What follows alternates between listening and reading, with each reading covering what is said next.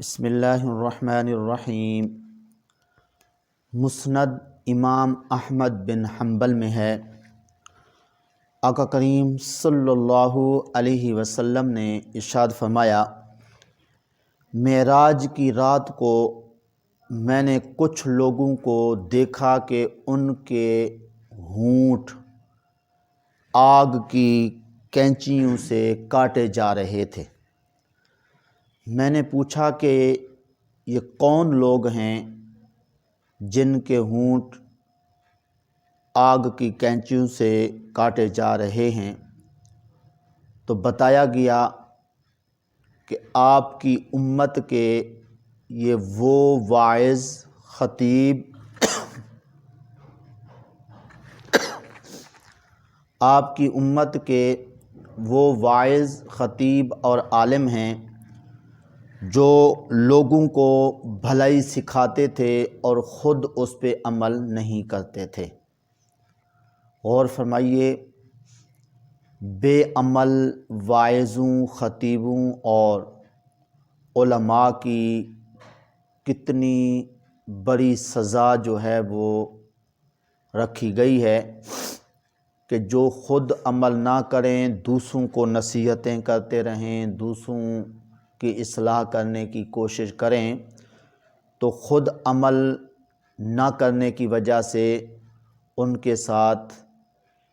کیا سلوک کیا جائے گا وہ ابھی آپ نے سماعت فرمایا کہ آگ کی کینچیوں سے ان کے ہونٹ کاٹے جائیں گے۔ اس کے علاوہ ایک اور حدیث طبرانی شریف میں ہے،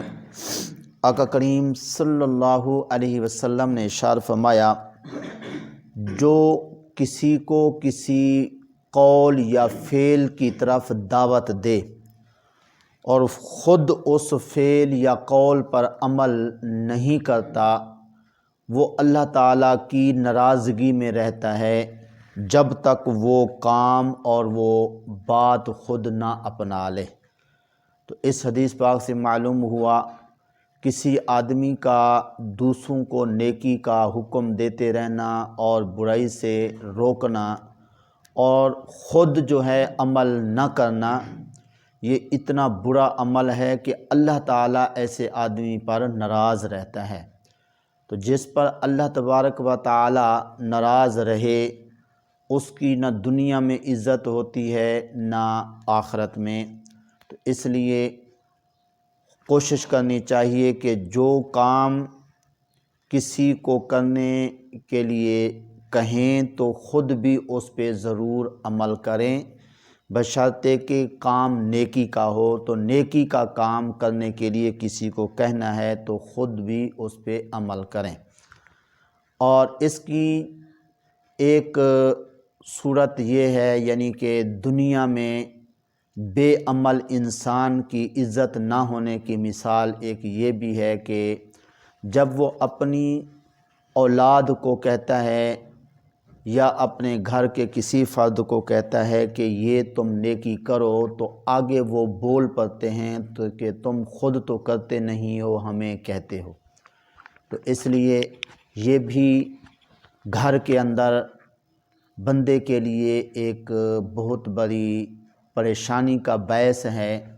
کہ وہ اولاد کو کہے، آگے اولاد بول پڑے، یا گھر کے کسی فرد کو یا محلے میں کسی کو کہے تو آگے وہ کہیں کہ تم خود تو کرتے نہیں ہو، ہمیں کہتے ہو۔ تو اس صورت میں ذرا غور فرمائیے کہ اگر 10 آدمی گھر کے اندر ہوں اور ایک کو کہا جائے تم نماز پڑھو اور خود نماز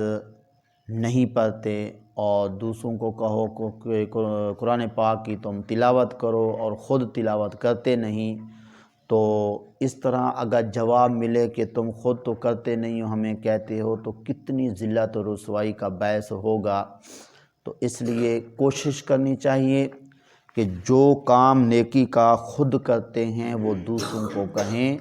اگر نہیں کرتے نیکی کا کام تو اس کو خود کر کے پھر دوسروں کو کہنا چاہیے۔ اس صورت میں عزت بھی بچ جائے گی اور اس طرح زبان میں تاثیر بھی پیدا ہوگی کہ جس نیکی کا دوسروں کو کہیں گے تو اس زبان کے اثر کی وجہ سے انشاءاللہ اگلے کو بھی عمل کرنے کی توفیق مل جائے گی۔ تو بہرحال آج کے درس سے ہمیں یہ سبق ملا کہ جو بھی کسی نیکی کی بات کسی سے کرنی ہو، خود کے اندر وہ نیکی ہونی چاہیے اور اس کے اوپر خود کا عمل جو ہے وہ ہونا ضروری ہے، ورنہ جو ہے آگ کی کینچیوں سے ہونٹ بھی کاٹے جائیں گے اور اللہ تبارک و تعالی بھی ناراض رہے گا۔ دعا ہے اللہ تعالیٰ کی پاک بارگاہ میں جو کچھ کہا صحیح